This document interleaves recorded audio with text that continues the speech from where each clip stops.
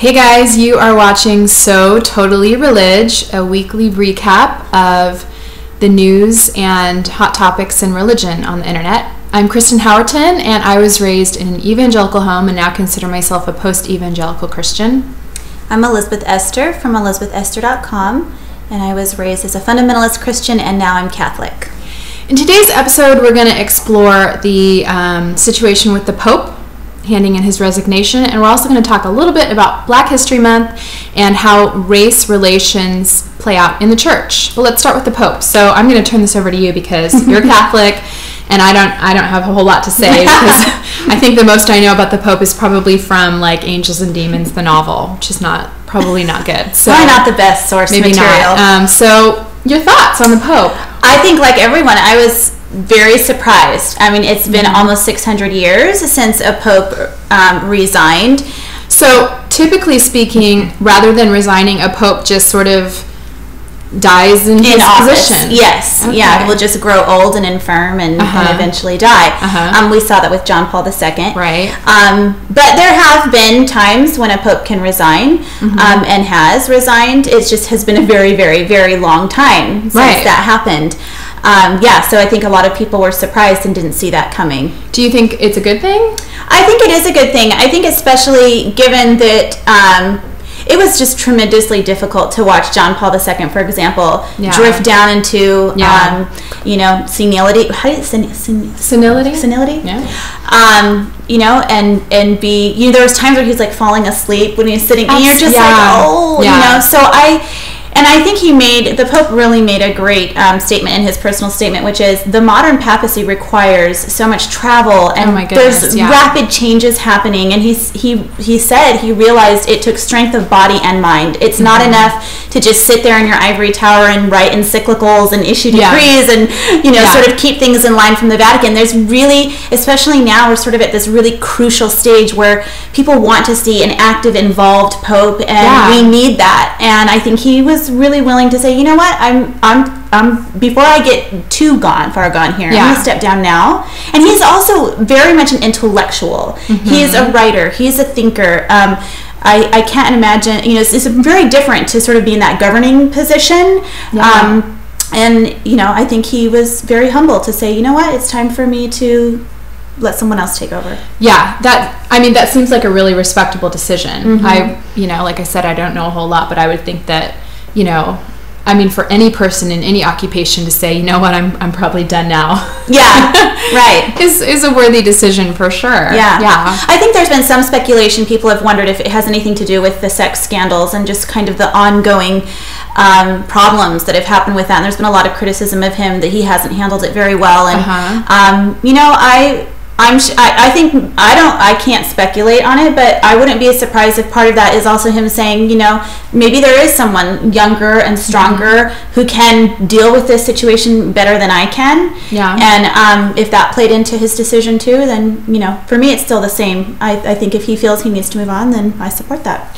Well, were there any recent sex scandals within the church that would have precipitated this? Well, there was, here in Los Angeles, they just turned over a bunch of papers and court or church documents that described a lot of really tragic cases.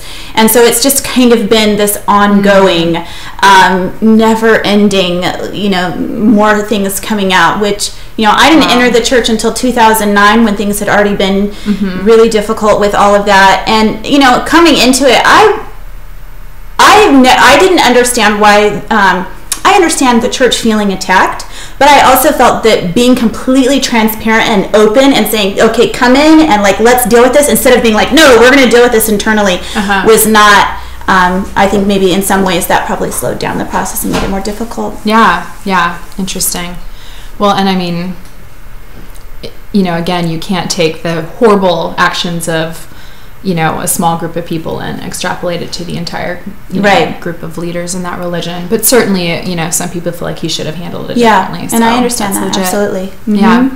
So my big question is, can Stephen Colbert be the next pope? And what do I need to do to help put him in that office? Yes, I would love to see Stephen Colbert bring a little humor. Yes, yeah. Yeah, you know, he's one of 11 children. His parents were very devout Catholics. Oh, He grew up going to mass every day. I understand that he still is Catholic. Oh, he is? I thought he had gone Presbyterian. No? Oh, no. Maybe he is still Catholic. I've heard that he teaches Sunday school. Okay, so maybe he is still. Yeah. All right, so let's talk about, it's Black History Month. Yeah. And I thought it would be interesting for us to talk about race in the church. This is one of the topics I actually teach on, because I teach a race and culture class at Vanguard University, which is a Christian university. So we have a lot of discussions about race in the church. And it's an interesting topic for me personally. Yeah. Do you see a lot of segregation in churches, and why do you think that is? I personally think that there is more segregation on churches Sunday morning than there is anywhere. Yeah. Except maybe barbershops would be the exception. But I think that church is extremely segregated, especially in terms of African Americans versus white Americans.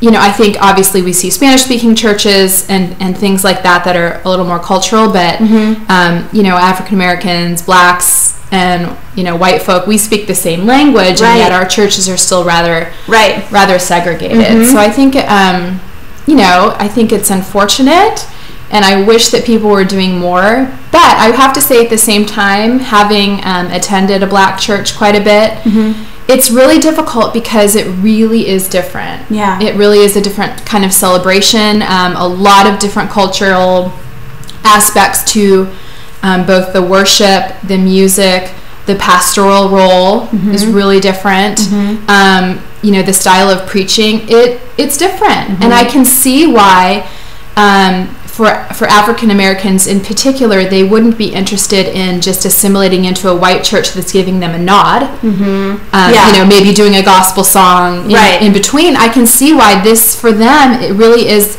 probably the one time in their week that they can really feel like they're expressing their cultural identity. So it's difficult because while it frustrates me, at the same time I kind of understand it.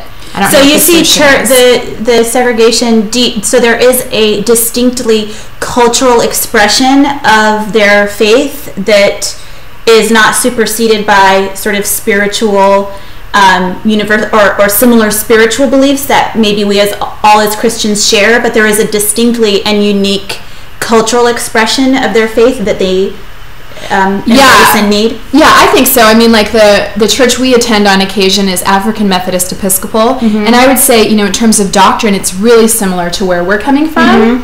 Very few differences, but the expression of that doctrine is quite different.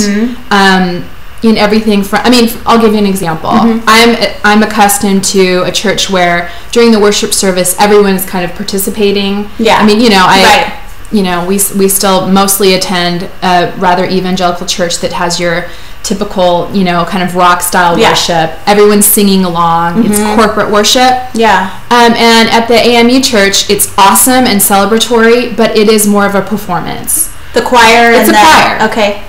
Not everybody's singing along. It doesn't feel like corporate worship. It feels, like I said, a little bit more like a performance. Okay. It's a really different worship style. And then the pastor, again, takes a really different role. The pastor, and this may be, you know, a difference that's more for me and not for other churches, but the pastor definitely takes a pretty big leadership role in the church. You know, he's, I would say, on a pedestal. Yeah. Maybe celebrated a little, and then that's true of the pastor's wife as well. You know, they sit in front no matter what's going on. Yeah. They've got their fancy robes. And I will say it's a tiny bit uncomfortable for me, just because I come from a church tradition where it's like, let's not put the pastor up on a pedestal, and let's have a group leadership style. You know, so I think for me the feeling is like, well, if that pastor for some reason left or had a falling or something like that, the church would really be scrambling. Yes. There's that, and then in my experience, the African American churches that we've attended tend to be a little more prosperity gospel, which is a little, so I guess that would be a doctrinal difference. Yeah. It's a little bit more of like, you just pray and God will make everything good, or if you give your offering, it'll return to you. And I would say that's a theological difference for me, that I don't totally buy that. And again, I'm totally generalizing, but that's been our experience here in Orange County of the 3 African American churches that are in Orange County. Have you felt it's important for your sons to go to, is that why you've gone occasionally, to take your boys with you to a church?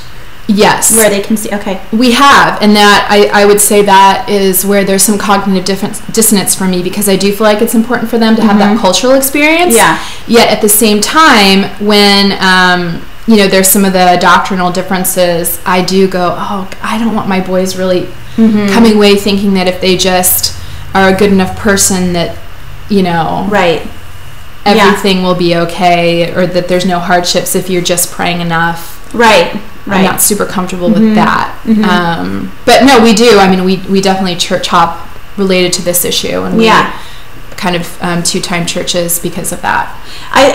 For me, that is something actually that attracted me to the Catholic Church, was that it was a cross section of all different ages and races and ethnicities and cultural backgrounds, and there's times when we go in there and I feel like we're in the public library sometimes, because it's just all different people.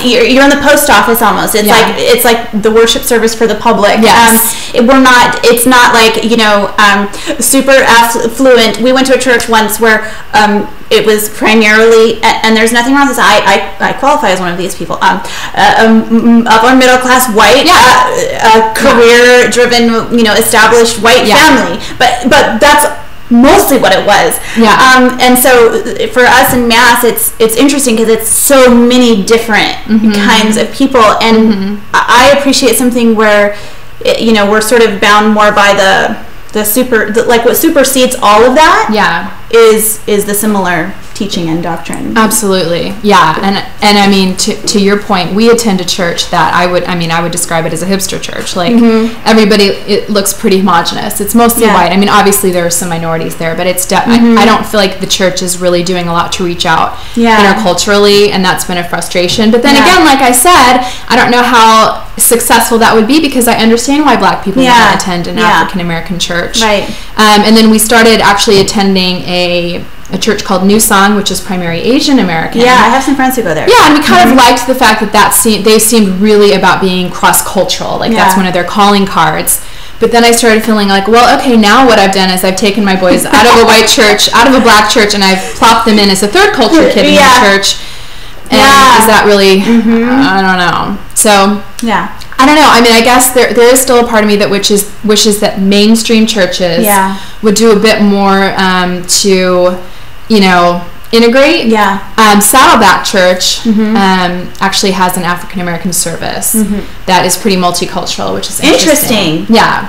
Oh, and then the whole other issue, I will say, of multicultural churches is that we definitely didn't feel welcome at one of the churches we went to here in Orange County. Didn't feel welcome.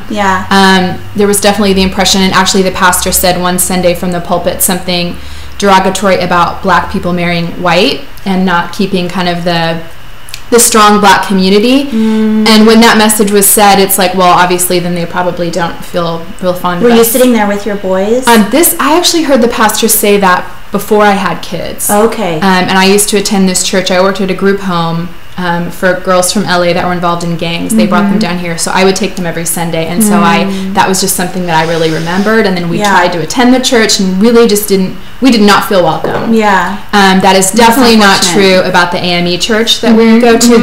It's super clear that they are really welcoming, and the pastor says that from the pulpit, is everyone is welcome here. But at the other larger Baptist church that was really traditional, there weren't, we definitely felt like we were the only white people, and we felt like we were getting some looks of like, what are you doing here? It's funny because I've had a similar experience. I mean, my family is Greek. That's my heritage. And when I tell people I'm Catholic and they know I'm Greek, they're just like, what? You're not Greek Orthodox? Right. Like, oh, how did you betray the Greek? Like, it's a thing. It's a thing that I don't go to the Greek Orthodox church. And I try to explain, to me, my cultural identity is not as important to me as my spiritual identity. And that is actually one of the reasons why I didn't feel comfortable even in a predominantly white church, because I wanted something that was more inclusive. But yeah, I get it. I mean, it's interesting how that plays out. Oh, and then the whole other issue for us in terms of choosing a church, the AME church that we attend, they aren't super big on youth ministry. Oh. So what it looks like is during the service, all of the kids are kind of herded into one room, and all ages, and they do coloring sheets and. Oh, they're not even in with the parents. They're all just in a room. They're all they're with the parents for a little bit, actually. And because that's another thing is that African American church services go on for a really long time. And, again, as an evangelical, it's like an hour. Right. It's time to go. Which, that's fine. But, yeah, it's a really long time. The kids are in a room. It's not really a lot of programming. They're just, it feels a little bit more like childcare. Mm-hmm. And then coming from Rock Harbor, where we attend, where youth ministry is just, seriously, it's like Nickelodeon. I mean, yeah. It's like Disneyland. My kids would say when we would go to church, they were like, yes! Yeah. Yes. Yeah. And so here I am as a mom trying to do the right thing, taking them to this AME church, and then my boys are like, we don't want to go. We don't like it there. It's boring. We want to go back to Rock Harbor where it's fun. And it's, Right. So then again, the cognitive dissonance of like, okay, I mean, what am I doing by taking them to a church? Because you're black. And you will like our cultural heritage. And they're like, why are you doing this? So I feel like I'm like trying so hard and they're going to resent me no matter what. So true. I know. That is what being a parent is. But I do think that's a cultural difference. It's like, that's a very white kind of thing to make the kids' programming just like, it's like the Disney Channel in there. Yeah. Like they're cutting kids' worship albums at the church. Literally, they are. Kids bop for... Yeah. That is what they're doing. Yeah. I feel like I laugh a lot on these videos. I know. It's okay. All right, so let's throw it back to our listeners. First of all, do you guys have any thoughts about the Pope resigning? Do you have any hopes for the next Pope? And then I'm curious to hear what you guys think about race in the church. Do you find that it's segregated? What's it look like in your church? And is this an issue you think on much? And what could be done to integrate more? All right, see you guys next week.